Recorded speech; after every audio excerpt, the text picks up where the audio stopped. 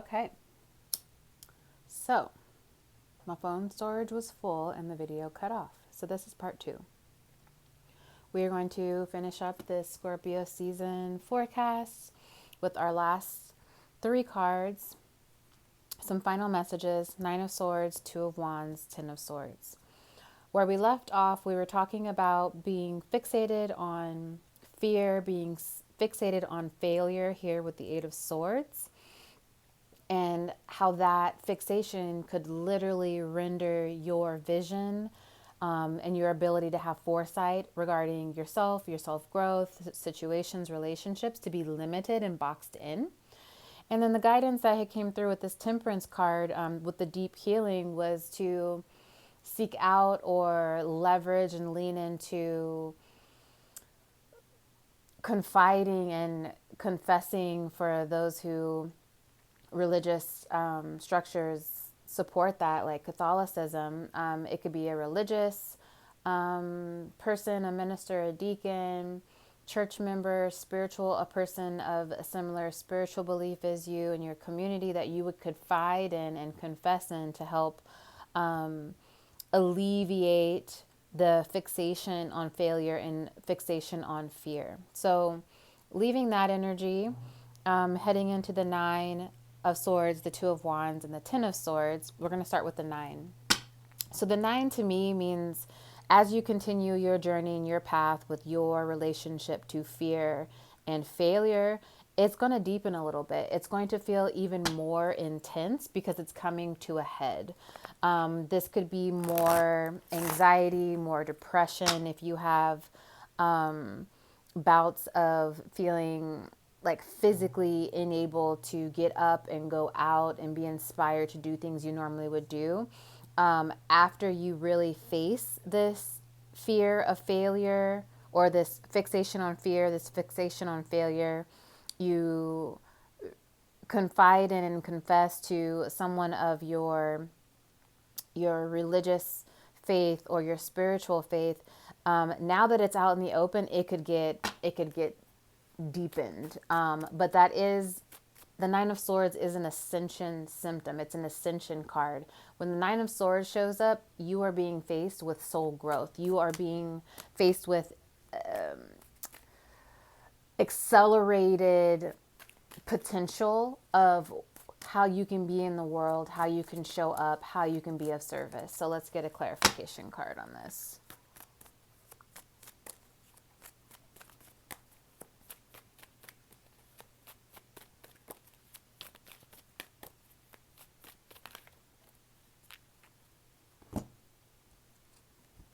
Justice. So the Justice card is a karmic closing, a relationship ending, a divorce. You could be divorcing and ending a karmic cycle having to do with your relationship with yourself. You could be getting the outcome of a court case. You could be receiving the verdict on a court case. But I do feel there's a lot of fear around the outcome, and what I'm hearing is it's futile. It is futile for you to have that deep fear of the outcome, because the outcome that was always meant to be is coming, and it is to serve your better good, even if it's not something that you are used to. It is something that's going to allow you to come even more face to face with your fears and your failure, but that doesn't mean there is a necessary need to fixate on them.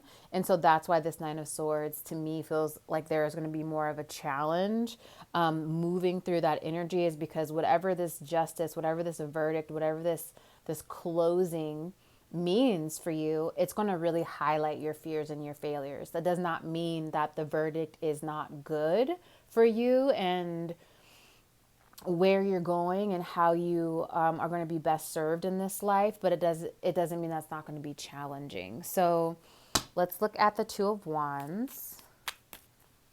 Actually, let me just sit and see if there's anything else that wants to come out with this Nine of Swords and this Justice card.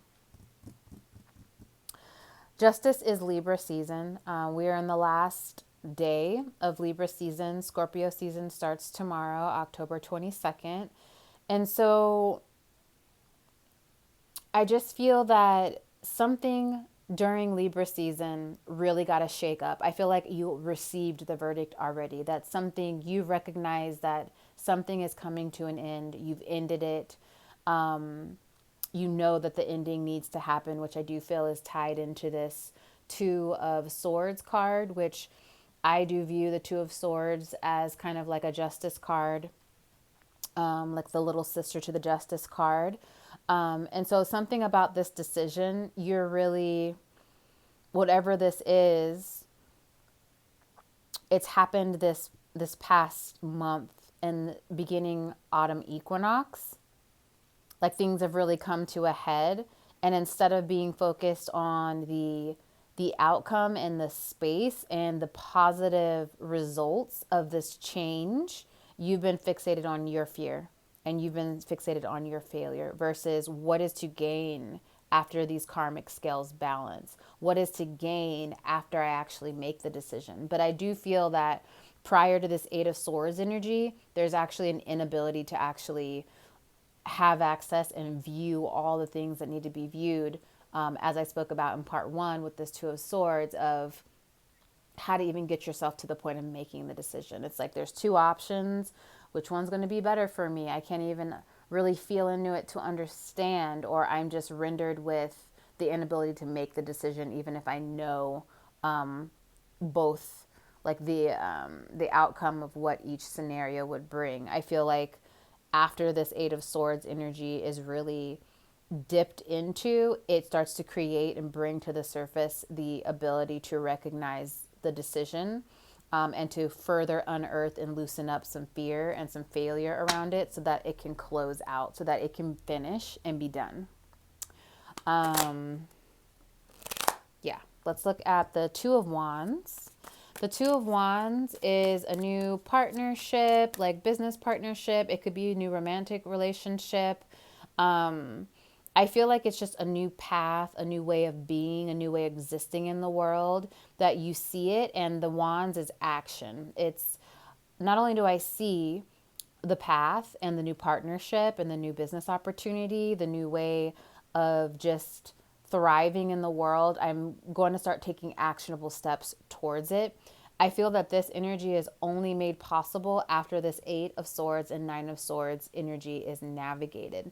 After this justice, this decision, and the outcome, the potential outcome of this decision positively, was going to have on your life, is making this Two of Wands possible. It's making the pathway for you to actually make decisions and follow through with actions, having to do with a new and aligned relationship dynamic, way of being, business, partnership, etc. This could be travel. I'm getting a little touch of travel for some reason. And so if there's an opportunity for you to visit a place, learn something in a new environment, to physically uproot and move yourself, I do feel like that is coming as a positive outcome, as a release of this Eight and Nine of Swords energy. Let's see what else wants to come through with that. Queen of Cups. So we talked about it in part one. At the very beginning of the reading, there was a message that came through about being able to access some gold, some at the bottom of the ocean. And to me, the Queen of Cups is the ocean. And the fact that the Queen of Cups is showing up here with the Two of Wands, whatever this new way of being is, this new partnership, business partnership, new collaboration, it's the gold. And it's only accessible because of the ability to navigate this Queen of Cups energy, the ability to navigate your ocean, to not be fixed on the fear or the failure of what you're going to find in that deep ocean body. The Queen of Cups is Scorpio energy. Since we are going to be in Scorpio season, I feel like this card is very potent because it's talking about really owning that Scorpionic energy. It's owning the depths and not being afraid of it, not being afraid of how deeply you feel things, of how deeply your fears have been embedded. It's like meeting them face to face. And by doing so, you uncover these golden opportunities, these golden pathways that are going to greatly amplify your quality of life going forward. Let's see. The Two of Wands is really quick energy. To me, it's like 2 days to 2 weeks. And so I do feel that leaning in and leveraging this Eight of Swords energy and this Nine of Swords energy, that the turnaround, like I do feel like this is the last part of November, the last part of Scorpio season, like the first part of November. And so I do feel like there is the opportunity for you to have a quick turnaround, whether in just how you're feeling in life, quick turnaround in business, quick turnaround in a relationship, just a quick turnaround in general. I do get kind of like Eight of Wands energy with that, which is Sagittarius energy. And after Scorpio season is Sag season. So I feel like if there's something bigger going on in your life having to do with like career, relationship, where you live, your health, there could be a big turnaround come in the next 6 to 10 weeks, which in the grand scheme of things is not that much time.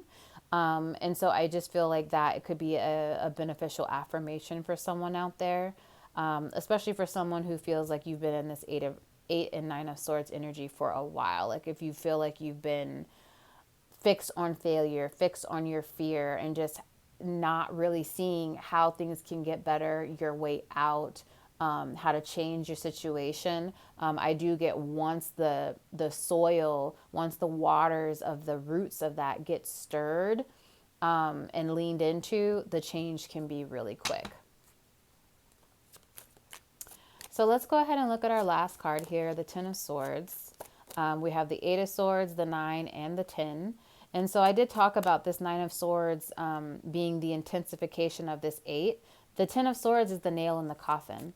It is the last bit to go in so that literally a chapter, a situation, a way of being can be closed up and put to rest.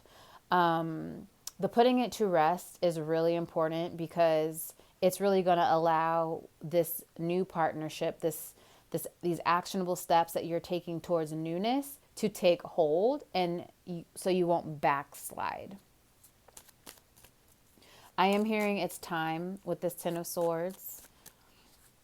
The fact that this is the final nail in the coffin, that means that there are 9 other nails that have gone in and there's just one remaining. To me, there's apprehension. There's been apprehension of like, oh, do I really want to nail this last nail in? Do I really want to bury this? Am I done? Have I got everything I needed out of this way of being, out of this job, out of this relationship, out of this neighborhood? Whatever it is, it's like you've already put 8, 9 nails in. Your actions and your motivation up until this point have all been yeses. So what is really the hang up now? Fear and failure. And to have accountability for that, once the accountability can happen and you're not displacing that blame, this final nail will go in with ease and you will actually have a breath of fresh air laying this to rest. I feel like whatever needs to be laid to rest is taking up actual space in your lungs, like in your chest. It's affecting how you communicate. It's affecting how you think about yourself. It's affecting your perception of how you're able to perceive what other people are saying to you. People could be saying things to you and you are hearing nothing at all of what they're actually saying because it's all bundled up almost in like this prickly kind of aura is what I'm seeing. It feels very defensive. And I feel like your vision is skewed, which is this Eight of Swords energy. Your vision is skewed and you're not able to actually perceive what's really going on, which is not a position to be in that's of service to you or anyone else. The Wheel of Fortune. The Wheel of Fortune is good luck, it's movement, it's change, it's the shift of the seasons. And so I feel like the shift of the seasons are being highlighted with this nail in the coffin. So the autumn equinox was last month, September 22nd. We have the winter solstice, which is the next major seasonal shift, December 21st. But between now and then, we have Samhain, which is October 31st, and that's about 10 days from now.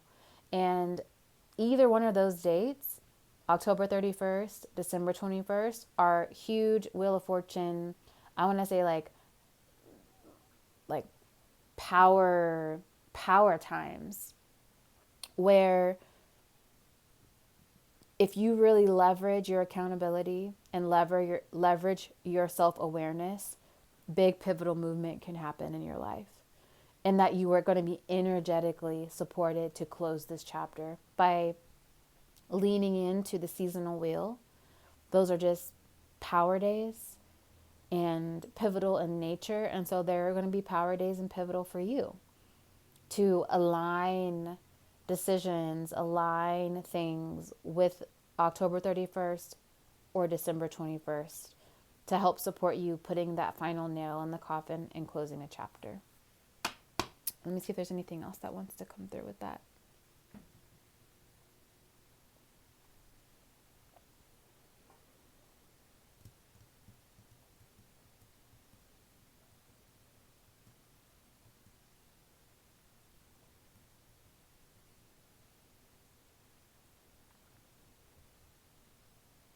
I do get travel with this Wheel of Fortune card, and I get a little bit of movement. I'm not really sure about the connection between that and the Ten of Swords. Let me just pull another card to see.